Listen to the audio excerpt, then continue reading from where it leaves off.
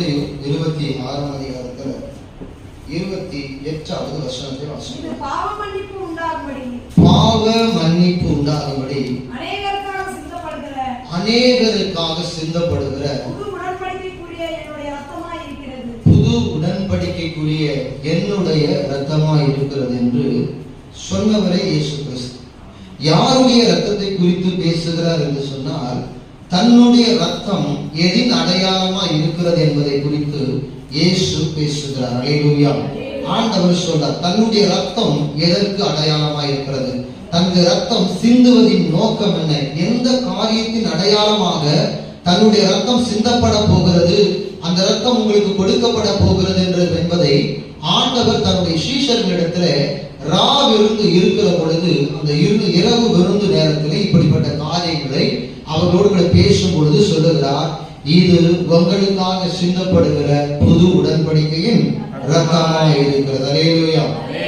சொல்லுது, பாவ மன்னிப்பு உண்டாகும்படி அநேகருக்காக சிந்தப்படுகிற புது உடன்படிக்கை. ஏன் ஆண்டவர் சாதாரணமாக ரத்தம் சொல்லிட்டு போகாம உடன்படிக்கையின் ரத்தம் என்று ஏன் சொன்னார்? சொல்லுங்க. சாதாரணமாக ரத்தம் சொல்லிட்டு போலாம் இல்ல, ஏன் அது புது உடன்படிக்கையின் ரத்தம் என்று சொன்னார்? அப்படின்னா பழைய உடன்படிக்கை வந்து இருக்கிறது, பழைய உடன்படிக்கைக்கு என்று ஒரு ரத்தம் சிந்தப்பட்டு கொண்டிருக்கிறது. அந்த ரத்தம் அல்ல, அந்த உடன்படிக்கை அல்ல, புதிதாக ஒரு உடன்படிக்கையை நான் உண்டாக்குகிறேன். அந்த புதிய உடன்படிக்கைக்கென்று நான் மற்ற மிருகங்களுடைய ரத்தத்தை கொண்டு இந்த உடன்படிக்கை ஏற்படுத்தாமல் என்னுடைய சொந்த ரத்தத்தை கொண்டு இந்த உடன்படிக்கை ஏற்படுத்துகிறேன் என்று சொல்லி இயேசு சிலுவையிலே மரித்து தன்னுடைய ரத்தத்தை இந்த ஜனங்களுக்காக சிந்த போகிறார் என்பதை அறிந்தபடியினால வேறொரு மிருகத்தின் ரத்தத்தையோ பறவையின் ரத்தத்தையோ வேற்று மனிதனுடைய ரத்தத்தை சொல்லாமல் தேவகுமாரனாகிய இயேசு தன்னுடைய சொந்த ரத்தத்தை அடையாளமாக சாட்சியாக வைக்கிறார். அல்லேலூயா. ஏன் ரத்தத்தை வைக்கிறோம் அப்படின்னு பார்த்தா, மனிதனுடைய உயிர் ரத்தத்திலே இருக்கிறது. அல்லேலூயா. மனிதனுடைய உயிர் ரத்தத்தில் இருக்கிறது என்று வேதம் சொல்லுகிறது. ஆதியிலே கர்த்தர் ஆதாம் ஏவாள் பாவம் செய்த பொழுது அவர்களை தேடி கண்டுபிடித்து அவரிடத்தில் பேசுகிறார், எல்லோருக்கும் பனிஷ்மெண்ட் கொடுக்கிறார். நீ இப்படி வாழ்வ, நீ இப்படி இருக்கும், வாழ்க்கை இப்படிதான் கஷ்டப்படுவேன்னு சொல்லி எல்லாத்தையும் முடிச்சுட்டு அவர்களுக்கு ஆண்டவர் தோல் உடைகளை உண்டாக்கி கொடுத்தார். அப்படின்னு என்ன அர்த்தம்? அங்கே மிருகம் பலியிடப்பட்டிருக்கிறது என்ற அர்த்தம். அல்லேலூயா. முதல் பலியை, முதல் பாவ நிவர்த்தியை ஆதாமுக்காக ஏவாளுக்காக தேவனே பலியிட்டார். அல்லேலூயா. அல்லேலூயா. அவர்களுக்கு அதனாலதான் தோல் உடை வந்தது. ஆமென். என்ன உடை கிடைச்சது அவங்களுக்கு? தோல் உடையை கர்த்தர் கொடுப்பதன் காரணம், கர்த்தர் ஆதாம் ஏவாள் தவறு செய்த அந்த பாவத்தின் நிமித்தமாக அவர்கள் நிர்வாணி ஆனபடியினால அந்த நிர்வாணத்தை மறைக்கும்படியாக ரத்தம் பூசப்படுவதற்கு அடையாளமாக தோல் உடைகளை கர்த்தர் கொடுத்தார். அந்த தோல் உடையை அவங்க பூசும் போது அந்த தோல்ல இருந்த ரத்தம் எல்லாம் அவங்க சரீரத்தை கழுவி இருக்கும். அல்லேலூயா. அல்லேலூயா. அந்த தோல் உடையை உடுத்தினவர்களை கர்த்தர் ஏதேன் தோட்டத்தை விட்டு அவர்களை வெளியேற்றி விடுகிறார். இப்ப இரண்டாவது ஒரு சம்பவத்துக்கு நேராக வருவோம். 4ஆம் அதிகாரத்துல முதல் வாசிக்க வேண்டாம், கவனிங்க. முதல்ல 2 பேர் காணிக்கை செலுத்துகிறார்கள். இந்த காணிக்கை செலுத்தப்படுகிற பொழுது ஆபேலுடைய காணிக்கை கர்த்தர் அங்கீகரிக்கிறார், காயனுடைய காணிக்கை அங்கீகரிக்கப்படவில்லை. காயேன் தன்னுடைய மந்தை, தன்னுடைய விளைச்சல்களிலே விளைந்தவற்றை சிலவற்றை கொண்டு வந்து காணிக்கை செலுத்துகிறார். ஆனா ஆபேலோ தன் மந்தையின் தலையீற்றுகளின் சிலவற்றை கொண்டு வருகிறான். கர்த்தருக்கு பிடித்தமானது பலியிடுகிறது. அதனாலதான் கர்த்தர் சங்கீதத்தில் சொல்லுகிறார், ஸ்தோத்திர பலியிடுகிறவன் என்னை மகிமைப்படுத்துகிறான். அல்லேலூயா. நீ உன்னதமானவருக்கு ஸ்தோத்திர பலியிட்டு பொருத்தனைகளை செலுத்து என்று சொல்லுகிறார். பாடும் பொழுது முதல் பாடலோ இரண்டாவது பாடலோ நாம் தொடர்ந்து பாடுகிற பொழுது ஸ்தோத்திர பாடல்கள் பாட வேண்டும் என்பதற்காக, இதற்காகத்தான் பாட்டை ஸ்தோத்திர பாட்டம் பாடுன்னு சொல்லி உங்களுக்கு அறிவுறுத்துகிறோம். நன்றி பாடல், துதி பாடல், ஸ்தோத்திர பாடலா பாடணும். ஆமென் சொல்ல மாட்டீங்களா? அப்போ இந்த பலிகளை செலுத்தின உடனே கர்த்தருக்கு உகந்த பலியாய் அந்த ஆபேலுடைய காணிக்கை இருந்தபடினால கர்த்தர் அதை அங்கீகரித்து ஆசீர்வதிக்கிறார். அல்லேலூயா. இப்போது பாருங்க, ஆபேலும் காயேனும் வயல்வெளியில் இருக்கிற பொழுது காயேனுக்கு மூர்க்க வெறி கொண்டவனாய் தன் சகோதரனுடைய காணிக்கை அங்கீகரிக்கப்பட்டபடினால அவன் அந்த காணிக்கை நிமித்தமாக கர்த்தர் அங்கீகரித்தபடினால தனக்கு அந்த இடம் கிடைக்கவில்லை என்ற கோபத்தில வயல்வெளியில் இருக்கிற சாயத்துல தன் சகோதரனுக்கு விரோதமாக எழும்பி அவனை கொலை செய்து போடுகிறான். கொலை செய்து போட்ட உடனே கர்த்தர்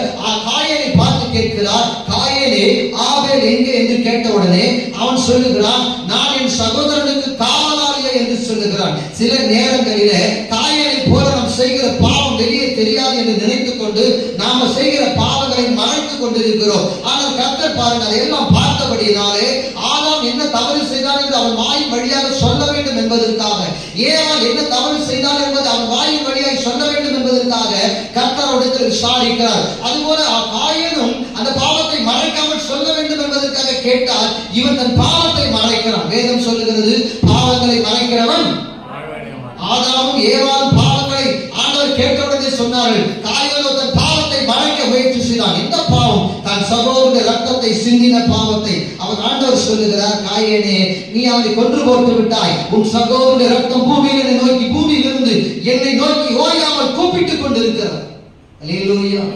இன்றைக்கு எத்தனையோ ரத்தங்கள் சிந்தப்படுகிறது, எத்தனையோ இடங்களிலே கருக்கலைப்பு நடைபெறுகிறது, எத்தனையோ இடங்களில் மனிதர்களை வெட்டி கொலை செய்து விடுகிறார்கள். இப்படி ரத்தம் சிந்தப்படுமானால் தேவன் அதையெல்லாம் கேள்வி கேட்பார், அதையெல்லாம் விசாரிக்கப்படும், அதையெல்லாம் நியாயங்களை கொண்டு வந்து நிறுத்தப்படும்.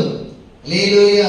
யார் பார்க்கிறா என் பாவத்தை, யாருக்கு தெரியும் என் பாவத்தை அப்படின்னு சொல்லி நம்ம நினைச்சுட்டு இருந்தோம்னா நம்ம சொந்த ரத்தம் சிந்துகிறதுக்கேற்ற பலனை நாம் அடைந்து விடுவோம். அல்லேலூயா. ரத்தம் சிந்துறது லேசான காரியம் இல்ல. ராஜா இருந்தான், தான் குற்றம் இல்லாத ரத்தத்தை சிந்தினபடினாலே கர்த்தர் அவரை கட்டுக்காவலில் வைத்தார். வேற ராஜா கிட்ட ஒப்பு கொடுத்தார், கண்ணை பிடிக்கிட்டான்.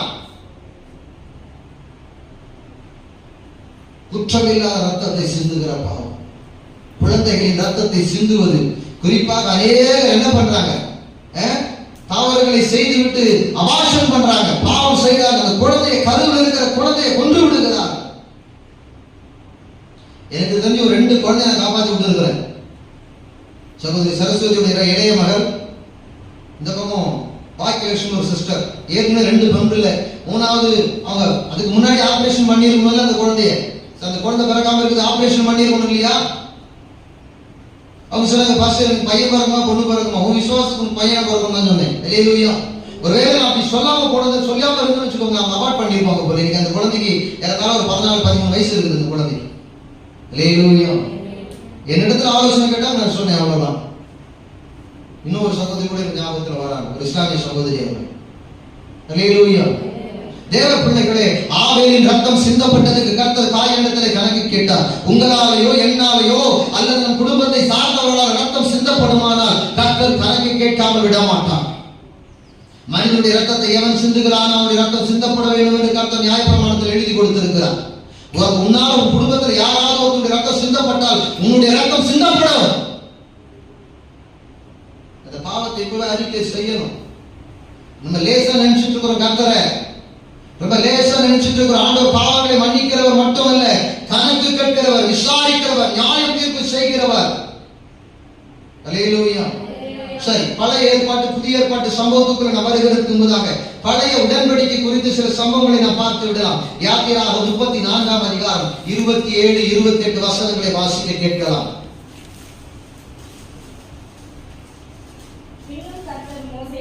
பின்னும் கர்த்தர் மோசேயை நோக்கி, இந்த வார்த்தைகளை நீ எழுது,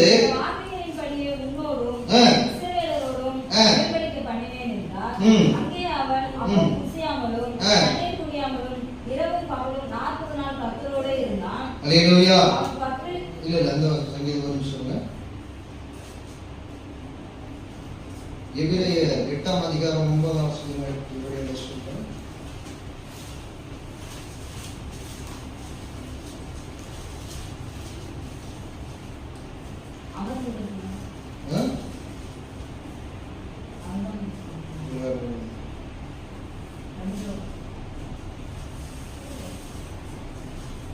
ரைட், 9ஆம் அதிகாரத்தில் நேரம் தெரிவிக்கிறோம். 8ஆம் வசனத்தை அப்புறம் 8ஆம் அதிகாரம் 9ஆம் அதிகாரத்துல 15 கொஞ்சம் வாசிங்க.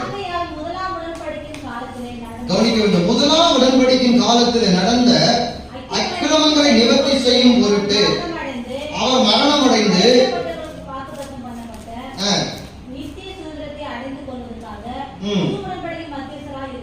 சரி புது உடன்படிக்கை மத்தியஸ்தரா இருக்கிறார். இப்ப பாருங்க, முதலாம் உடன்படிக்கை காலத்துல என்ன நடந்துச்சு பார்க்கலாம். 18, 19, 20 வாசிங்களேன். அந்தபடி முதலாம் உடன்படிக்கையும் ரத்தம் இல்லாமல் சிந்தப்படவில்லை. எப்படி எனில் மோசே நியாயப்பிரமாணத்தின்படி ஜனங்களுக்கும் எல்லா கட்டளைகளையும் சொன்ன பின்பு இளங்காலை வெள்ளாட்டுக்கடா இவைகளின் ரத்தத்தை தண்ணீரோடும் சிவப்பான ஆட்டு மயிரோடும் ஈசோப்போடும் கூட எடுத்து புத்தகத்தின் மேலும் ஜனங்கள் எல்லாரும் மேலும் தெளித்து தேவன் உங்களுக்கு கட்டளையிட்ட உடன்படிக்கையின் ரத்தம் இதுவே என்று சொன்னார். பாருங்க, இப்ப யாத்திராகமம் 24ஆம் அதிகாரத்தை எடுத்துக்கொள்ளுங்க. அதே சம்பவத்தை குறித்து கர்த்தர் சொல்றாரு. 6, 7, 8 வசனங்களை வாசிங்க. யாத்திராகமம் 24, 6, 7, 8. அப்பொழுது மோசே அந்த ரத்தத்தில் பாதி எடுத்து, எந்த ரத்தத்தில்? மிருகத்தை பலியிட்ட ரத்தத்தில் பாதி எடுத்து பாத்திரங்களில் வார்த்து பாதி ரத்தத்தை பலிபீடத்தின் மேல் தெளித்தான். கவனிக்க வேண்டும், அங்கு மிருகத்தை பலியிடும் போது மிருகத்தின் ரத்தத்தை பிடித்து பாதி ரத்தத்தை பாத்திரத்தில் பிடித்துக் கொண்டார்கள். பாதி ரத்தத்தை பலியிட்ட மிருகத்தின் ரத்தத்தை பலிபீடத்தின் மேல் ஊற்றி விட்டார்கள்.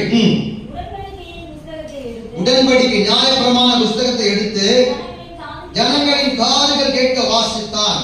அவர்கள் கர்த்தர் சொன்னபடியெல்லாம் கீழ்ப்படிந்து நடப்போம் என்றார்கள். அப்பொழுது மோசே ரத்தத்தை எடுத்து ஜனங்களின் மேலே தெளித்து, இந்த வார்த்தைகள் யாவையும் குறித்து கர்த்தர் உங்களோடு பண்ணின உடன்படிக்கையின் ரத்தம் இதுவே என்றார். அல்லேலூயா. பழைய ஏற்பாட்டு காலத்திலே பாவ மன்னிப்பு உண்டாகும்படி ஜனங்களுக்கு சில உடன்படிக்கைகளை நியமிக்கிறார். இந்த உடன்படிக்கை நியமிக்கப்பட்ட காலத்திலே அவனவன் செய்த பாவத்துக்கு தக்கதாக, சுத்திகரிப்புக்கு தக்கதாக, பாவத்திலிருந்து விடுதலையாக்கப்படுவதற்கு தக்கதாக ஆட்டையோ மாட்டையோ ஏதோ ஒரு மிருகத்தை கொண்டு வந்து, ரொம்ப வசதியற்றவன் புறா குஞ்சுகளையாவது கொண்டு வந்து கர்த்தருடைய சமூகத்தில் பலியிட வேண்டும். பலியிடுகிற பொழுது அந்த ரத்தத்தை எடுத்து அவன் மீது தெளிப்பார்கள். கொஞ்சம் ரத்தத்தை எடுத்து பலிபீடத்தின் மீது தெளிப்பார்கள். இப்படி தெளிக்க பாவம் செய்கிறவன் வந்து அந்த ரத்தத்தை மிருகத்தை பலி செலுத்தி ரத்தத்தை தெளித்த பிற்பாடு அவன் பாவம் நீங்கி சுத்திகரிக்கப்பட்டவனாய் இருப்பான். ஆனால் ஜனங்கள் பழைய ஏற்பாட்டின் காலத்தில் என்ன செய்தார்கள் தெரியுமா? போவாங்க, பலியிடுவாங்க, மறுபடியும் பாவம் செய்வாங்க, திரும்ப போவாங்க, பாவம் செய்வாங்க, சபைக்கு வருவாங்க, பலியிடுவாங்க. இப்படி மிருகங்களை கொன்றார்களே தவிர தங்கள் முற்றிலுமாக மனம் திரும்பவில்லை. அல்லேலூயா. திருடிக் கொண்டே இருந்தான், உபச்சாரம் பண்ணிக் கொண்டிருந்தான், களவு செய்கிறவன், அநியாயம் செய்கிறவன், துன்மார்க்கத்தனம் பண்ணுகிறவன் ஒருவனும் மனம் திரும்பவில்லை. பாவத்தை தொடர்ந்தே செய்து கொண்டிருந்தான். அடுத்தவனை கெடுக்கிற வேலை செய்து கொண்டிருந்தான். அடுத்தவனை பரிகாசம் பண்ற கிண்டல் பண்ற வேலை செய்து கொண்டிருந்தான். என்னெல்லாம் பாவம் இருக்கோ அதெல்லாம் செய்து கொண்டிருந்தான். அல்லேலூயா, அல்லேலூயா. அதுவும் அந்த பரிகாசம் பண்றாங்க பாருங்க, அவங்க வீட்டுல நிம்மதியாவே இருக்க மாட்டாங்க, சமாதானம் இருக்காது, அவங்க வாழ்க்கை நல்லாவே இருக்காது. இந்த பரிகாசம் மற்றவங்க கிண்டல் பண்ணியே இருப்பாங்க, அவங்க வாழ்க்கை நல்லாவே இருக்காது. கடைசி வரைக்கும் மனம் திரும்பி கடவுளை ஏத்துக்கிற வரைக்கும் அவங்க வாழ்க்கை எப்படி இருக்கும்? அவங்களும் நல்லா இருக்கிற மாதிரி ஃபீல் பண்ணலாம். உள்ளுக்குள்ள அவங்க வாழ்க்கை நரக வாழ்க்கை தான். ஒவ்வொரு பாவத்துக்கும் ஒவ்வொரு பனிஷ்மெண்ட் உண்டு. நீ அடுத்தவன் கிண்டல் பண்ணிக்கிட்டே இரு, பரிகாசம் பண்ணிக்கிட்டே இரு, உன் வாழ்க்கை நாசமா போயிடும். குடும்பத்துல நீ அடுத்தவனை குறித்து பேசுறதெல்லாம் உன் வீட்டுல பலிக்கும். அல்லேலூயா. இது தெரியாமே பேசிட்டு இருக்குது. மனிதனுடைய ரத்தத்தை தேவன் சுத்துகிறார், அவனுடைய ரத்த பூமியில் என்ன பண்ண வேண்டுமா? அல்லேலூயா. ரத்த பிரியரான மனுஷர்கள் தங்கள் வயதிலே பாதி நாட்கள் வரையில் இருக்க மாட்டாங்க. அப்படின்னு என்ன அர்த்தம்? நீங்க சிம்பிளா யோசிச்சு பாருங்க. இந்த மனுஷர்களை கொலை செய்யறவங்க இந்த மாதிரி லிஸ்ட்ல மாட்டான் பாருங்க, அவன் ரொம்ப நாள் உயிரோடு இருக்க மாட்டான், அவன் வாழ்க்கை நல்லாவே இருக்காது. அல்லேலூயா. வேதத்துல நான் ஒரு நாள் ஜெபம் பண்ணிட்டு இருந்தேன், ஆண்டவரே 1 யோவான் 8 கொள்ளுமா. ரொம்ப டவுட்டா இருந்துச்சு எனக்கு. ஒரு சம்பவத்தை குறித்து நான் ஜெபம் பண்ணிட்டே இருந்தேன். என்ன அப்படின்னு பாத்தீங்கன்னா, கர்த்தருடைய வார்த்தை சொல்லுகிறது, அதை கண்டுபிடிக்க கர்த்தர் உதவி செய்தார் பாருங்களேன். 16ஆம் அதிகாரம் 17வது வசனம், 5ஆம் அதிகாரத்துல 16, 1 யோவான் 5:16 வாசிங்களேன். ரெண்டு வகையான பாவம் இருக்கிறது. மரணத்துக்கு ஏதுவல்லாத பாவம் உண்டு. மரணத்துக்கு ஏதுவல்லாத ஒருவன் பாவம் செய்தால், அந்த பாவத்தை ஒரு சகோதரன் கண்டால் அவன் வேண்டுதல் செய்யப்படவன். யாருக்கு ஜீவனை கொடுப்பார்? பாவம் மரணத்துக்கு ஏதுவல்லாத பாவம் செய்தவனுக்கு அவனுக்கு ஆண்டவர் ஜெபத்தை கேட்டு, மற்ற சகோதரன் அவனுடைய உடன்பிறவனோ அல்லது அறிந்த ஒரு சகோதரன் ஜெபம் பண்றதை கேட்டு அவனுடைய பாவத்தை கர்த்தர் மன்னித்து அவனுக்கு ஜீவனை கொடுப்பார். இரண்டாவது கொஞ்சம் அண்டர்லைன் பண்ணி வாசிங்க. யாருக்கு என்றால் மரணத்துக்கு ஏதுவல்லாத பாவத்தை செய்தவனுக்கு பாவ மன்னிப்பு உண்டு. மரணத்துக்கு ஏதுவான பாவமும் உண்டு. அதை குறித்து வேண்டுதல் செய்ய நான் சொல்லு. மரணத்துக்கு ஏதுவான பாவம் செஞ்சவனுக்கு நீங்க என்ன வேண்டுதல் பண்ணாலும் பலிக்காது. அது அவனுக்கு நடக்கவே நடக்காது. மாறாக உங்களுக்கு தான் அஃபெக்ட் ஆகும் பிரச்சனை. ஹல்லேலூயா. ரத்தம் சிந்துகிறது மரணத்துக்கு ஏதுவான பாவம். சம்பந்தப்பட்ட நபர் தான் பாவம் மன்னிப்பு கேட்கணும். சம்பந்தப்பட்ட நபர் தான் கதறி கர்த்தர் சமூகத்தில் எழுதணும். அவர் எந்த அளவுக்கு பாவம் செய்தா அவருக்கு மட்டும் தான் நமக்கு தெரியும், அவருக்கு தான் தெரியும். நம்ம வெளிப்படுத்தப்படுகிற பாவங்கள் 1-2 தான் தெரியும். ஒரு இன்ட்டு தான் கொடுப்பார் கர்த்தர். இந்த மாதிரி பாவத்தை செஞ்சிருக்கிறார். அப்படியானா நீங்க சம்பந்தப்பட்ட நபர் தான் அவருக்காக வேண்டுதல் செய்து அவருக்காக கர்த்தர் சமூகத்தை கதறி அழுது மன்னிப்பு கேட்டு கெஞ்சி பிரார்த்தித்தான் என்று எழுதியிருக்கிறவரை கெஞ்சி பிரார்த்திக்கணும் கர்த்தர் நோக்கி. மரணத்துக்கு ஏதுவாக பாவம் செஞ்சு ஜெபம் பண்ணி பாருங்க, அற்புதம் நடந்துரும். அல்லேலூயா. கர்த்தர் இரக்கம் வைக்கிற வரைக்கும் அவர் மனசு மாறவாய் நீதான் கெஞ்சணும். மரணத்துக்கு ஏதுவான பாவம் செய்தவர்களுக்கு வேண்டுதல் செய்ய நான் சொல்லேன் என்று அவர் தேவனுடைய மார்பில் சாஞ்ச மனுஷன்னு சொல்லிட்டார். யோவான் யாருடைய மார்பில் செஞ்சாரு? அவரே சொல்றாரு, மரணத்துக்கு ஏதுவான பாவம் செய்தவர்களுக்காக வேண்டுதல் செய்யறதுக்கு குறித்து நான் சொல்ல மாட்டேன்பா. ஏன்னா அந்த ரத்தப்படி ஏன் மேல வந்துடும், அவனுக்கு ஜெபம் பண்ணி எனக்கு தலைவில வந்துடும். அல்லேலூயா. ஏன்னா அவன் செய்யற பாவம் மரணத்துக்கு ஏதுவான பாவம். அல்லேலூயா. அதுக்கான வசனங்களை கண்டுபிடிச்சேன், கர்த்தர் காண்பிச்சார். சரி, அதெல்லாம் வாசிக்க வேண்டாம், இப்போதைக்கு நேரம் இல்லை. எதெல்லாம் மரணத்துக்கு ஏதுவான பாவம் அப்படின்னு ஒரு பெரிய லிஸ்டே இருக்கும். பெரும்பாலான கிறிஸ்தவர்கள் அதை மாற்றுவதில்லை. அல்லேலூயா. அல்லேலூயா. பெரும்பாலும் கவனிக்கணும். அல்லேலூயா. என்னன்னா சொன்னேன்,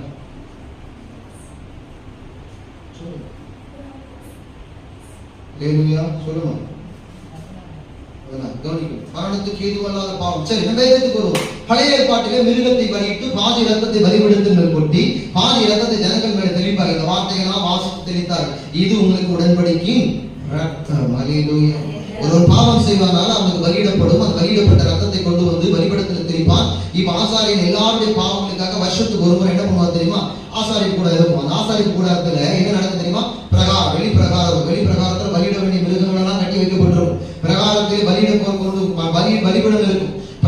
பரிசுத்த ஸ்தலத்தில் இருக்கும். பரிசுத்த ஸ்தலத்தில் குத்துவிளக்கு தான் இருக்கும். குத்துவிளக்கு சாதாரணமா சொல்லிட்டு போற நேரம் போறதுனால குத்துவிளக்கு இருக்கும், மேஜை இருக்கும். ஆனா மகா பரிசுத்த ஸ்தலம் ஒன்று இருக்கு, ரொம்ப முக்கியமானது. அங்கதான் உடன்படிக்கை பெட்டி இருக்கிறது. அந்த உடன்படிக்கை பெட்டியிலே தேவனுடைய விரலினால் எழுதப்பட்ட 2 கற்பனைகள் அங்க இருக்கிறது. 10 கட்டளைகள் இருக்கிறது. அந்த 10 கட்டளைகளின் அடிப்படையில் தான் நியாயப்பிரமாணம் முழுவதும் எழுதப்பட்டு இருக்கிறது. ராமன் சொல்ல மாட்டீங்களா? இப்போ எல்லாருடைய பாவங்களுக்காகவும் ஆசாரியனாக மனுஷன் காலம் பலவீனனா இருக்கிறபடினால தன்னுடைய பாவத்துக்காக என்ன பண்ணுவார்னா, வருஷத்துக்கு ஒரு முறை எல்லா பாவங்களுக்காக பலியிட்டு கொஞ்சம் ரத்தத்தை கொண்டு போய் மகா பரிசுத்த ஸ்தலத்துல போய் வேண்டுதல் செய்வார். யாருக்காக? ஆண்டவரே, சுதிக்ஷா இப்படி ஒரு பாவத்தை செஞ்சாங்க, அதுக்காக பலி செலுத்துறேன், நான் மன்னிங்க. ஜெயப்பிரிக்காக நான் வேண்டுதல் செய்கிறேன். வனஜாவுக்காக, தமிழுக்காக, சந்தோஷுக்காக, தாட்சனுக்காக இப்படி ஒவ்வொருவருக்காக நான் வேண்டுதல் செய்கிறேன் என்று சொல்லுவார். அல்லேலூயா. பழைய ஏற்பாட்டின் பாவ மன்னிப்புக்கு இப்படிதான் ஜெபம் பண்ணாங்க. பழைய ஏற்பாட்டின் பாவ மன்னிப்புக்கெல்லாம் கர்த்தருடைய நிபந்தனைகளை வைத்தார். அந்தந்த பாவத்துக்கு தக்கதாக மிருகங்களை பலி செலுத்தி அந்த மிருகத்தை பாளையத்துக்கு புறம்பாக சுட்டெரிக்க வேண்டும் என்று கர்த்தர் கட்டளைகளை கொடுத்தார். அல்லேலூயா. அதனால்தான் இயேசு கிறிஸ்து சிலுவையில் மரிக்கும் பொழுது பாளையத்துக்கு புறம்பாக சிலுவையில் மரித்தார். வெயில் வாட்டினது 6 மணி நேரம் நினைக்கிறேன். அத்தனை மணி நேரம் சிலுவையில் தொங்கினார். அல்லேலூயா. பாளையத்துக்கு புறம்பே பாடுபட்டார். பலியிடப்பட்ட மிருகம் சுட்டெரிக்கப்பட வேண்டும். இப்படி பழைய உடன்படிக்கையிலே பாவ மன்னிப்பு எல்லாம் செஞ்சு கொடுத்துட்டு வந்தாராங்க. பாவ மன்னிப்பு என்னது? பாவம் செய்வாங்க, இனி போவாங்க, 2 மாசம் நல்லா இருப்பாங்க, 3ஆவது மாசம் தப்பு பண்ணிட்டு வந்துருவாங்க. மறுபடியும் என்ன பண்ணுங்க? நியாயப்பிரமாண புஸ்தகத்துல வசனத்தை கேட்கும் போது பயம் வரும். கர்த்தரை குறித்து ஒரு பயம் வந்த உடனே போயிட்டு என்ன பண்ணுவாங்க? ஒரு மிருகத்தை கொண்டு போய் ஆட்டையோ மாட்டையோ தன்னிடத்தில் இருக்கிற ஏதோ ஒரு மிருகத்தை கொண்டு போய் பலியிடுவார்கள். அல்லேலூயா. அல்லேலூயா. பலியிடுவதின் நோக்கம் இதுதான்.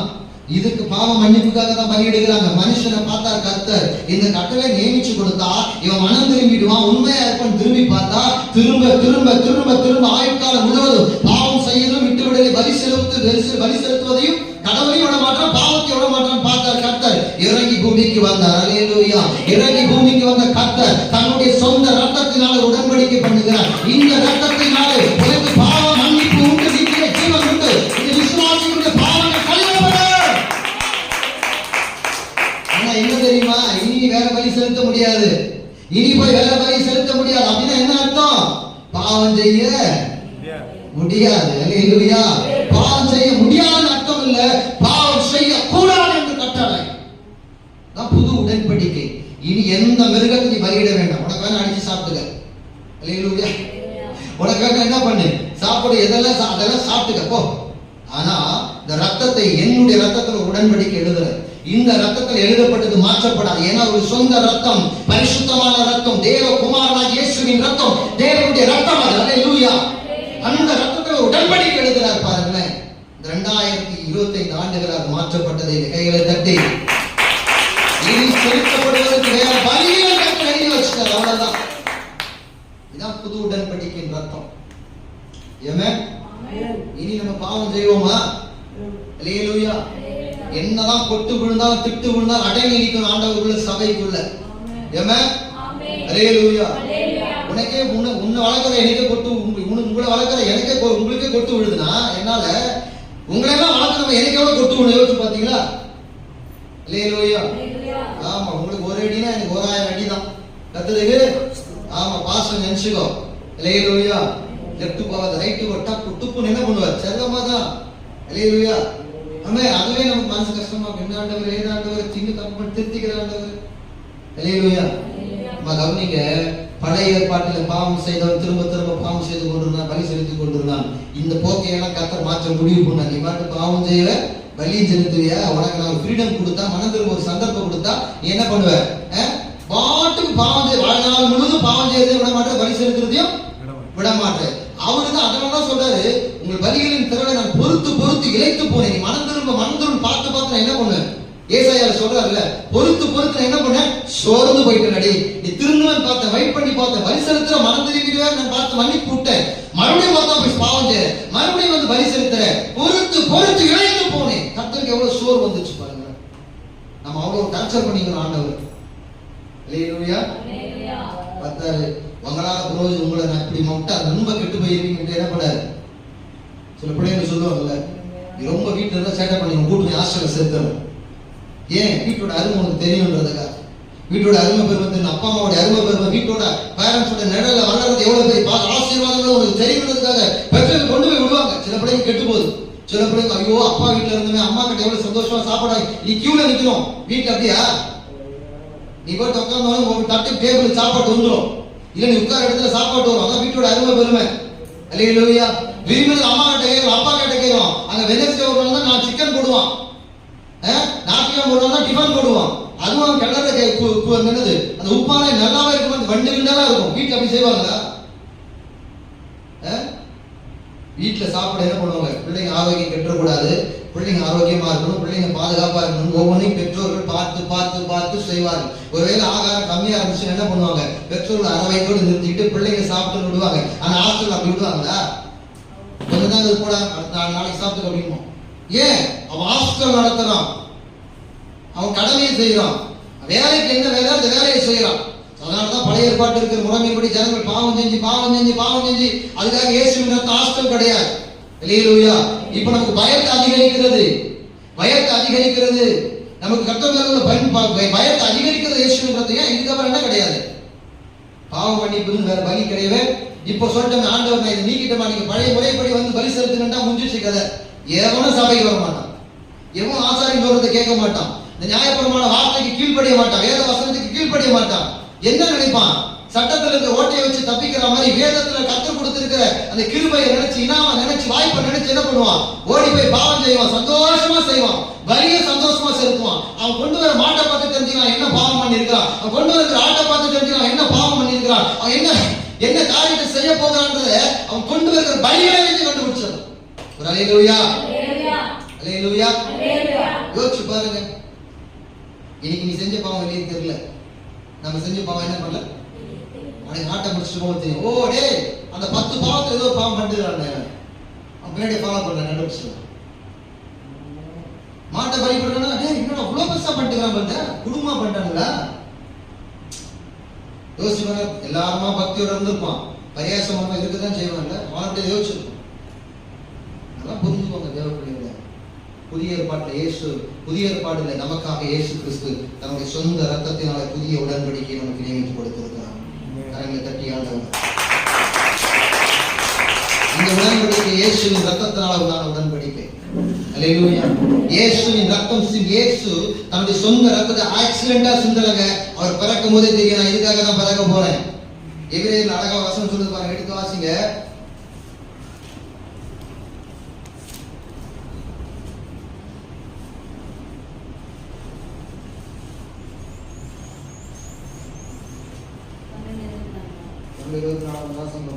புது உடன்படிக்கையின் மத்தியஸ்தராகிய இயேசுவினிடத்திற்கும் ஆபேலுடைய ரத்தம் பேசுகிறதை பார்த்தோம். இல்ல அது இல்ல ஒரு நிமிஷம்.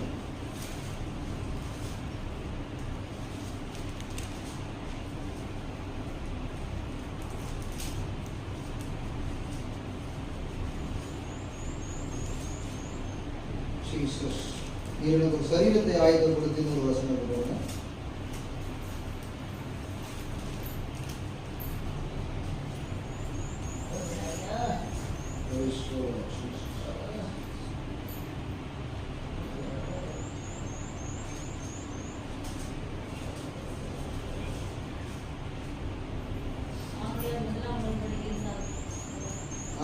பத்தாம் அதிகாரத்தை எடுத்துக்கொள்ளுங்க.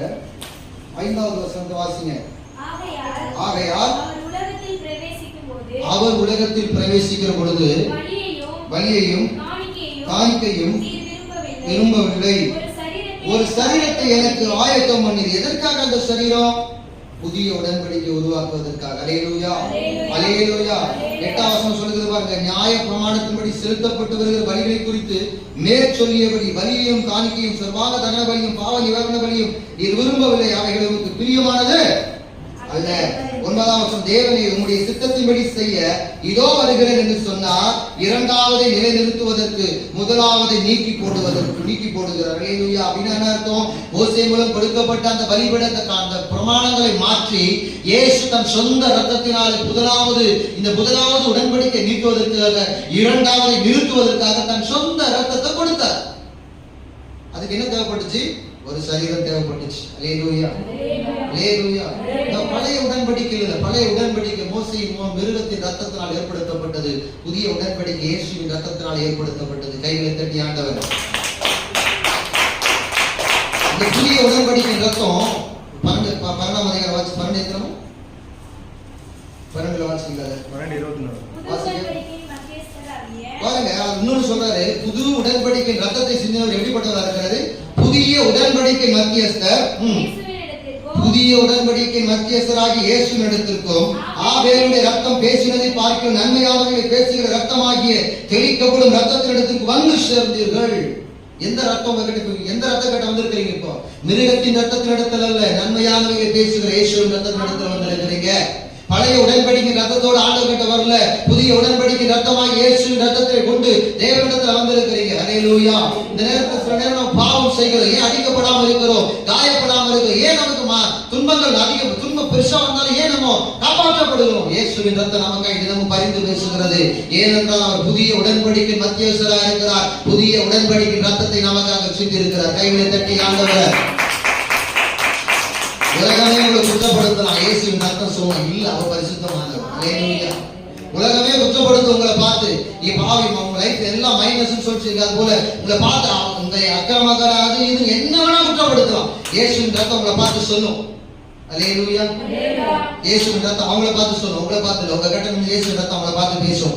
இயேசு நான் அவளை வடிவில் இருக்கிறவள், பரிசுத்தமானவர், தேவனுக்கு சொந்தமானவர், இயேசுக்கு சொந்தமானவர் என்று சொல்லுவோம். அல்லேலூயா, அல்லேலூயா. யாரும் உங்களை குற்றப்படுத்த கூட. ஆமென். பக்கத்துல பார்த்து சொல்லு, யாரும் உங்களை குற்றப்படுத்த முடியாது. நீங்க தேவனால் தெரிந்து கொள்ளப்பட்டவர்கள், இயேசுவின் ரத்தத்தால் கழுவப்பட்டவர்கள். உங்களை யாரும் குற்றப்படுத்த முடியாது. அல்லேலூயா, அல்லேலூயா. கொஞ்சம் சிந்திச்சு பாருங்க, மரணத்துக்கு ஏதுவான பாவம் ஏதாவது இருக்குதா? கொஞ்சம் நீங்க தான் உங்க மரணத்துக்கு ஏதுவான பாவத்தை குறித்து மற்றவர்கள் வேண்டுதல் செய்ய முடியாத நிலை உருவாக்கிட்டீங்கன்னா ஒண்ணும் பண்ண முடியாது. எவ்வளவுதான் பிரேயர் பண்ணாலும் எங்க பாஸ்டுக்கு வல்லம் இல்லையா? பாஸ்டு கேட்க வல்லம் இருக்குது, இயேசு கிட்ட தான் வல்லம் இருக்குது. அல்லேலூயா, அல்லேலூயா. ஆமென். நம்ம ஜனங்க முடிவு பண்ணிடுறாங்க, ஐயோ அவர்கிட்ட ஒண்ணுமே இல்லையா, உங்ககிட்ட மரணத்துக்கு ஏதோ ஒரு பாவம் இருக்குது, உனக்கு நான் வேண்டுதல் செஞ்சா அது நடக்காது, நான் ஏன் ஒன்றும் தப்பு இல்லை. அதுக்கு யாருக்கா சட்டு விளங்காது, ஏற்றுக்கொள்ளவே மாட்டாங்க. வேதம் சொல்லுகிறது, ரத்தம் சிந்துகிறது கர்த்தர் அப்படி அருவருக்கிறார். மிருகத்தின் ரத்தத்தை குறித்து கர்த்தர் சொல்லுறது. அல்லேலூயா. Be careful yourself. Amen. Hallelujah. புதுசா இருக்க? பயமா இருக்க? அல்லேலூயா. சொல்லுங்க, நீங்க சேஃப் ஜோன்ல இருக்கீங்க. பக்கத்துல பார்த்து சொல்லுங்க, நீங்க சேஃப் ஜோன்ல இருக்கிறீங்க. நீங்க சேஃப் ஜோன்ல இருக்கிறீங்க. ஆண்டவராகிய இயேசுவின் ரத்தத்துக்குள்ள இருக்கிறீங்க. உங்க ஜீவன் இயேசுவின் ரத்தத்தில் மறைக்கப்பட்டிருக்கிறது. புதிய உடன்படிக்கையின் ரத்தம் இயேசுவின் ரத்தத்தால மீட்கப்பட்டிருக்கிறீங்க. அதெல்லாம் பயப்படாதீங்க. அல்லேலூயா. புதிய உடன்படிக்கையின் ரத்தத்தை கொடுத்து புதிய உடன்படிக்கை ஏற்படுத்தினார். ஆமென்.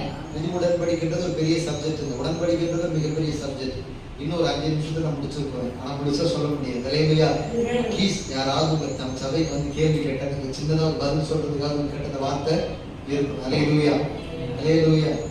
சரி, இயேசு எப்படிப்பட்டவரா இருக்கிறார் கேட்டா நீங்க சொல்லுங்க. வாட்சம் இல்ல, இயேசு புது உடன்படிக்கையின் மத்தியஸ்தராக இருக்கிறார். எப்படி இருக்கிறார்? அவர் மத்தியஸ்தம் பண்றாரு. 2 பேருக்கு சண்டை. எனக்கு சுபிஷாக்கு பயங்கரமான சண்டை. 2 பேரும் வண்டியும் உடஞ்சிருச்சுன்னு வச்சுக்கோங்களேன். சும்மா விளையாட்டு கூட சொல்லக்கூடாது, கர்த்தர் மன்னிப்பாரு. ஏதோ யாராருக்கும் சண்டை வச்சுக்கோங்களேன்.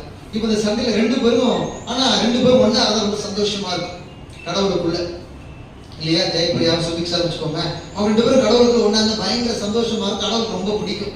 இப்ப என்ன பண்ண, யாராவது ஒருத்தர் இடையில இருந்து என்ன பண்ணாங்க, 2 பேரையும் சமாதானப்படுத்தணும். இந்த வேலை யார் கையில கத்த கொடுக்கவே இல்ல. தமிழ் கட்ட கொடுத்தா என்ன பண்ணும், அது இஷ்டத்துக்கு ஜெயபிரியா ஆதரவா பேசி சுபிக்ஷாவை ஏதாவது இடம் கொடுத்து பண்ணி விட்டுரும். இல்ல வனஜா கட்ட கொடுத்தா வனஜா என்ன பண்ணும், சுபிக்ஷா மேல உள்ள அக்கறையில ஜெயபிரியாவை என்ன பண்ணும், உங்களாதான் தப்பு போ அப்படின்னு சொல்லி ஏதாவது சொல்லி விட்டுருன்னு வச்சுக்கோங்க.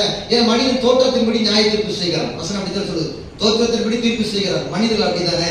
அதான் கடவுள் சொல்றாரு, நடுவுல வந்து இந்த கையை பிடிச்சு அந்த கையை பிடிச்சு சொல்லுவாரு, விடாம அவன் ஃப்ரெண்டை எவ்வளவு கூட நல்லா பழகினாங்க, அவன் கூட எவ்வளவு அன்பா இருந்த பிள்ளை இல்ல, மத்தவங்க கையில விட்டா காரியம் கட்டு இருந்தா கத்திரை கையில எடுத்துங்க, கையில தனியாக. இப்போ இந்த இடத்துல அப்படியே பிதாவுக்கு முன்னாடி இருக்குங்களேன். நீங்க அந்த பக்கம் இருக்கிறீங்க, பிதா இந்த பக்கம் இருக்கிறாரு. நடுவில் இயேசு கிறிஸ்து இருக்கிறார். அல்லேலூயா. அவர் வர கோபத்துக்குள்ள அடிக்கணும். பிதாக்கு என்னது, வர்ற கோபத்துக்குள்ள அடிச்ச போட்டுணும். ஏமே குழக்கணும் அவங்களை. அப்படி ஒரு கோபத்தோடு இருக்கிறாரு. இப்ப ஏசப்ப பேசுவார், பக்கத்துல போயிட்டு அவருடைய காயங்களை காட்டி பேசுவார். ரத்தம் அடியுது, சந்தோஷமாக என் ரத்தத்தை கொடுத்துருக்கிறேன், ப்ளீஸ் டேட் அவனை விட்டுருங்க ப்ளீஸ். அவரு என்னைய பார்த்து அடிக்கணும் கோவப்பட்ட கூட அவரை பார்த்த உடனே என்ன பண்ணுவாரு, மனம் பெறுகிறார். கையில தட்டி மத்தியஸ்தர் நல்லா கையில தட்டி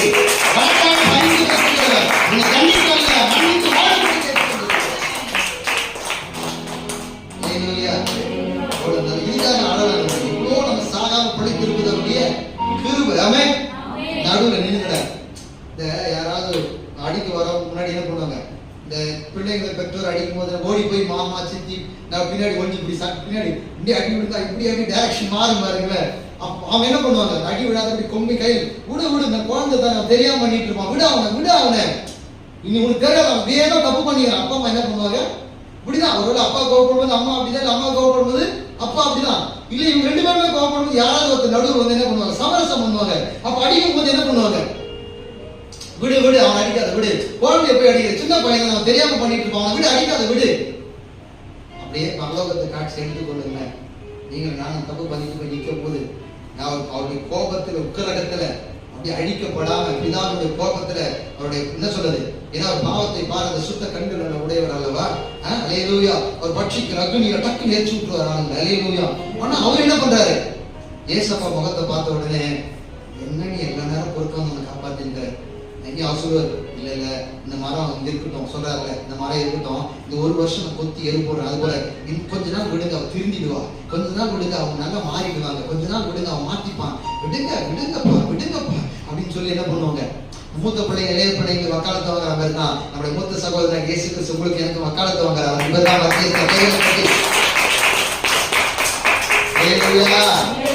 நம்ம வைக்க வக்காலத்து வாங்குறதுனால தான் நம்ம குற்றம் பண்ணுகிறோம். ஆரோக்கியமா பாதுகாப்பா. அல்லேலூயா. அந்த வக்காலத்து வாங்குறதுனால நம்ம என்ன பண்ணக்கூடாது, எக்காலமும் தப்பு செய்யக்கூடாது. பக்கத்துல பார்த்து சொல்லி, இயேசு வக்காலத்து வாங்குறதுனால எக்காலமும் தப்பு செஞ்சுங்க இருக்காது. மனம் திரும்பி விடு. நம்ம கவனிங்க, உன்னை யாரும் இன்னும் குற்றப்படுத்த முடியாது. ஏன்னா தேவன் பரிசுத்தமாக்கினவைகளை குற்றப்படுத்த கூடும். அல்லேலூயா. தேவன் சுத்தமா எண்ணினவர்கள் ஒருத்தவங்க தீட்டுன்னு சொல்ல முடியாதுல்ல. இதை பார்த்து நீ ஆகாதவை ஆகப்பட்டவை இப்படிப்பட்டவா யாரும் சொல்ல முடியாது. எவ்வளோ பெரிய பாவம் செய்திருந்தால் இயேசுவிடத்துல மனம் திரும்பி வந்தால் மன்னிக்க தயாரா இருக்கிறார். நீதான் பாவத்துக்காக மனம் திரும்பணும். அல்லேலூயா. மரணத்துக்கு ஏதுவான பாவத்துக்கு தான் நாம ஜெபம் பண்ண முடியும். ஆண்டவரே அவன் தப்பு செஞ்சுட்டா மன்னிச்சிடும். மரணத்துக்கு ஏதுவான பாவம் செஞ்சவங்க கர்த்தர்கிட்ட ஒப்பாரி வைக்கணும், ஒழுகணும், அழுகணும், உலகணும், உபவாசம் இருக்கணும், கண்ணீர் வடிக்கணும். கர்த்தாவே என்று இறக்காம கர்த்தர் கைவிட்டாலும் யாரும் காப்பாற்ற முடியாதுல்ல. வேதம் அழகாய் சொல்லுகிறது. அல்லேலூயா, அல்லேலூயா. கர்த்தர் சிநேகிக்கிறவனை நான் சிநேகிப்பது எப்படி? இவன் மேல் கர்த்தர் இரக்கமா இருக்கிறாரோ அவன் மேல். இப்ப கர்த்தர் ஒருத்தவரை இறக்க வைக்கலாம், அவன் பாவம் அவ்வளவு இருக்குது. அவன் தான் உட்கார்ந்து ஆண்டவர்கிட்ட மன்னிப்பு கேட்கணும், கதறணும், உள்ள உடனே கேட்கணும். அவர் சொல்றாரு, நொறுங்குண்டதை நறுங்குண்டதை நீர் புறக்கணீர். அவன் அப்படின்னா என்ன அர்த்தம்? உடைஞ்ச உள்ளத்தோட நீ அழுதா கர்த்தர் உன் பாவத்துக்கு உனக்கு மன்னிப்பு கொடுப்பாரு. எங்க உங்க பாவத்தோட வேல்யூ உங்களுக்கு தானே தெரியும். என் பாவத்தை பத்தி உங்களுக்கு தெரியுமா? நான் என்ன பாவம்னு எனக்கு தான் தெரியும். அந்த பாவத்தினால நான் தேவனை எவ்வளவு துக்கப்படுது எனக்கு தான் அளவு தெரியும். அப்ப நான் தானே உட்கார்ந்து ஒப்பாரி வைக்க எழுதணும். என்னால யார் யார் பாதிக்கப்பட்டிருக்காங்க எனக்கு தானே தெரியும். என்னால என்னென்ன தவறு நடந்து எனக்கு மட்டும் தானே தெரியும். என் கூட இருக்க ஃப்ரெண்ட்ஸ் இருக்கிறான்னு வச்சுக்கோங்களேன். இன்னைக்கு ஃப்ரெண்ட்ஸ் தப்பு பண்றதுக்கு ரொம்ப ஒத்தாசை பண்றாங்க. வீட்டை கொடுக்குறாங்க, வாசலை கொடுக்குறாங்க, எவ்வளவு அக்கிரமம் நடக்கிறதுக்கு பணத்தை செலவழிக்கிறாங்க, வண்டியை கொடுக்குறாங்க இல்லையா? அவன் போய் பாவத்துக்காக மன்னிப்பு கேட்கிறான். அவனும் அந்த பாவத்தை உடன்படுகிறான். அவனும் அந்த பாவத்துல பாதி சுமக்கிறான்னு அர்த்தம். நம்மகிட்ட பிள்ளைகள் வெளியே போறான், ஃப்ரெண்ட்ஸ் கூட சுத்துறாங்கன்னா அவன் செய்யற பாவத்துக்கு நான் தப்பு பண்ணலாம், அவன் தான் பண்ணான். மனித ரீதியாக உலக ரீதியாக நீங்கள் வேணா மற்றவர்கிட்ட சண்டை போட்டு அந்த பாவத்துல நான் உடன்படலன்னு சொல்லி தப்பிச்சுக்கலாம். தேவனுடைய பார்வையில மற்றவர்கள் செய்த பாவத்துக்கு உடன்பட்டபடினாலே அங்க என்ன தவறு நடந்ததோ அந்த தவறுக்கு நீயும் குற்றவாளியும். ஜாக்கிரதையா இருக்கும். நம்ம நினைச்சுக்கிறோம் நம்ம பிள்ளைங்க தப்பு பண்ணல, ஏன் தப்பு பண்றோட ஒத்துழைக்கிறோம், அப்ப அந்த பாவத்தில் பங்கெடுத்துக்கிறேன்னு அர்த்தம். நீதிபதிகள் 1ஆம் அதிகாரம் சொல்லுகிறது, வாகம் பதிவிருந்து குற்றமில்லாத இரத்தத்தை சிந்தி கொள்ளை பொருளை பங்கிட்டுக் கொள்வோம். அப்படி ஒரு பாவத்தை செய்து கொள்ளையிட்ட பொருளை பங்கிட்டு திருடிட்டு ஒரு மாங்காயை திருடிட்டு வந்து 2 பேர் பங்கிட்டுக் கொள்றான்னா என்ன அர்த்தம்? மரத்துல ஏறது அவனாவே இருக்கட்டும், கீழே இருந்து ஆள் வராம பார்த்து நீ தானே. அப்ப உனக்கு பாவத்துல பங்கு இருக்குதா இல்லையா? அப்ப அதுக்கான பனிஷ்மெண்ட் இருக்குதா இல்லையா? அப்ப அவன் பாவத்துக்கு அவன் தான் என்ன பண்ணும்? நான் மனதாவுடைய பாவத்தை சுமக்கவே முடியாது. அதே போல மனதை என் பாவத்தை என்ன பண்ண முடியாது. அவர் பாவத்தை அவங்க என்ன பண்ணோம்? ஆமா, அவங்க வந்து உட்காந்து அழுக சமூகத்துல மன்னிப்பு கேட்டு காத்தோட இயேசுவே என் மேல இறங்குங்கப்பா இறங்குங்கப்பான்னு சொல்லி கர்த்தர்கிட்ட ஒப்பாரி வைக்கணும். கோணிக்குள்ள பூந்து கூட கர்த்தர் நல்ல ஒரு ராமன் சொல்லுங்க. இயேசு புது உடன்படிக்கை ரத்தத்தை கொடுத்திருக்கிறார். ஆமென். உடன்படிக்கை குறித்து விவரமா சொல்றேன். ஆனா இப்ப சொல்ல போறதுல நேரம் இல்லை. இன்னும் ஒரு வருஷத்தை சொல்லி நிறைய வருஷம் எழுதி வச்சிருக்கிறேன். ஆனா உங்களுக்கு சொல்ல பாருங்க, இன்னொரு காரியம் சொல்லணும். நோவாவோட கர்த்தர் உடன்படிக்கை பண்ணினார். என்ன பண்ணாரு? ஒப்பந்தம் பண்ண ஆபிரகாமோட உடன்படிக்கை பண்ணினார். இந்த பெரிய ஜாதியாக்கு அப்படி பண்ணு இப்படி பண்ணு இதெல்லாம் உடன்படிக்கை அப்படின்னா என்ன அர்த்தம்? அவன் உறுதி பண்றாரு, நீ நான் உனக்கு செய்வேன்டா, ஒரு ப்ராமிஸ் பண்றாரு. என்ன பண்றாரு? ஒரு உறுதிப்பாடு. உடன்படிக்கை என்பது ஒரு உறுதிப்பாடு. அப்படின்னா புது உடன்படிக்கை ரத்தம் இல்லாம, இயேசுவின் ரத்தம் இல்லாம பாவ மன்னிப்பு இல்லை. ரத்தம் சிந்துதல் இல்லாமல் பாவ மன்னிப்பு என்று சொன்ன கர்த்தர் புதிய உடன்படிக்கையில இயேசுவின் ரத்தத்தை தவிர பாவ மன்னிப்பு கிடையவே மூடிக்கணும். காலம் மாத்திரம் கழுவுனா போதும். அதே ஆண்டவர் சொன்னாரு, நம்ம வாழ்க்கை சின்னதா வரும் போகும், பாவங்கள் என்ன பண்ணும் தெரியாம வரும் போகும், அவிசுவாசத்துல வந்துடும். அவன் என்ன பண்ணுங்க, ஐக்கிய செஞ்சு விட்டுருட்டார். அவன் வேற ஒண்ணும் கிடையாது. இயேசுவின் ரத்தம் தான் பலி செலுத்தப்பட்டிருக்கிறது. இயேசு தன்னுடைய ரத்தத்தினால நமக்கு பாவ மன்னிப்பு கொடுத்திருக்கிறார். ஒரே வசனம் உபாகம் 29:1-9 வாசிக்கலாமா? 1 அல்லது 2 அவனுக்கு தான் வசனங்கள். உபாகம் 29:9. இப்பொழுதும் நீங்கள் செய்வதெல்லாம் உங்களுக்கு வாய்ப்புபடிக்கு இந்த உடன்படிக்கையின் வார்த்தைகளை கைக்கொண்டு அவைகளின்படி செய்வீர்களாக. போதும் கவனிங்க. இப்ப சொல்ற 3வது இந்த வேதாகம் என்னது? உடன்படிக்கையின் வார்த்தை அடங்கிய புஸ்தகம். இது ஏற்கனவே நான் சொல்லியிருக்கேன், தீர்க்கதரிசன புஸ்தகம் சொல்லியிருக்கேன். ஞாபகம் இருக்கா? This is a proper book. Hallelujah. இது ஹோலி பைபிள் தான். இது ஹோலி பைபிள் தான், ப்ராப்பர் தீர்க்கதரிசன புஸ்தகம். இது பரிசுத்த வேதாகம். அதே போல இது உடன்படிக்கையின் வார்த்தைகள் அடங்கிய புத்தகம். அப்படின்னா என்ன அர்த்தம்? இந்த உடன்படிக்கையின் வார்த்தைகளை வாய்க்கும்படி நீங்கள் செய்வதெல்லாம் வாய்க்கும்படி இந்த உடன்படிக்கையின் வார்த்தைகளை கைக்கொண்டு அவைகளின்படி செய்யணும். இந்த வார்த்தையை மீறவே கூடாதுமா. இந்த வார்த்தையை விட்டு விலக கூடாது. இந்த வார்த்தையை திரும்ப திரும்ப வாசிக்கணும். உங்க வீட்டு நிலைக்காரர்களை வீட்டுல சுபத்துல வசனங்களை மாட்டி வைக்கணும்னு வேதமே சொல்லுது. உங்க இருதயத்தில் இந்த வசனத்தை வைத்து என்று வேதம் சொல்லுகிறது. இந்த உடன்படிக்கையின் வார்த்தை என்ன பண்ண கூடாது, நீ விட்டுறக்கூடாது. கலாத்தியர்ல ஒரு வசனத்தை வாசிக்கலாம். 3 வசனத்தை வாசிக்க முடிச்சு சரி, அவ்வளவுதான். நான் நிறைய விளக்கமா கொண்டு போகிறேன். சகோதரரே, மனுஷர் முறைமையின்படி சொல்லுகிறேன். மனுஷர் முறைமையின்படி சொல்லுகிறேன். மனுஷர்களுக்குள்ளே உறுதி பண்ணப்பட்ட உடன்படிக்கையை ஒருவன் தள்ளுகிறதில்லை. அதனாலே ஒன்றையும் கூட்டுகிறதில்லை. அப்படின்னா என்ன அர்த்தம்? இந்த வேதாகமத்துல கொடுக்கப்பட்ட வார்த்தையோட ஒன்ன நானா கூட்டி எடுத்துக்க கூடாது. கர்த்தர் மன்னிச்சிருவாரு நினைச்சு தப்பு பண்ணி நிற்க கூடாது. கர்த்தர் மன்னிச்சிருவார் அவர் அப்படின்னு சொல்லி இரக்கம் உள்ளவர் தாங்க. அவர் 1000 தலைமுறை இரக்கம் செய்கிறவர். ஹல்லேலூயா. ஆனா பாவத்தை 3ஆம் 4ஆம் தலைமுறை மட்டும் விசாரிக்க விட்டது இல்லை. ஒரு ஆமென் சொல்ல மாட்டீங்களா? ஹல்லேலூயா. அவர் இரக்கம் மகா பெரியது. ஆனா பனிஷ்மென்ட் மனம் திரும்பாத பட்சத்துல 3ஆம் 4ஆம் தலைமுறையில் போயிடும். நீ செஞ்ச பாவத்துக்கு உன் பேத்தி என்ன பண்ண, கொள்ளு பேத்தி என்ன தவறு பண்ணியிருக்கோம், கொள்ளு பேர் என்ன தவறு தெரியுமா? நீ யாருமே அவனுக்கு தெரியாது, உன் மகமே அவனுக்கு தெரியாது. ஹல்லேலூயா. அப்ப புது உடன்படிக்கை மத்தியஸ்தர், புது உடன்படிக்கையின் வார்த்தைகள் அதை கூட்டவும் கூடாது.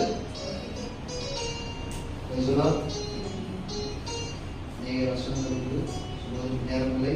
ஒருவருக்கு புதிய உடன்படிக்கைனா புரிஞ்சுதா? அது அண்டர்ஸ்டாண்ட்? எல்லாரும் உடன்படிக்கைனா புரிஞ்சுதையே? ஹல்லேலூயா. திரும்ப ஒரு முறை நம்ம லைவ் மிஸ்டேக் எடுப்பேன்.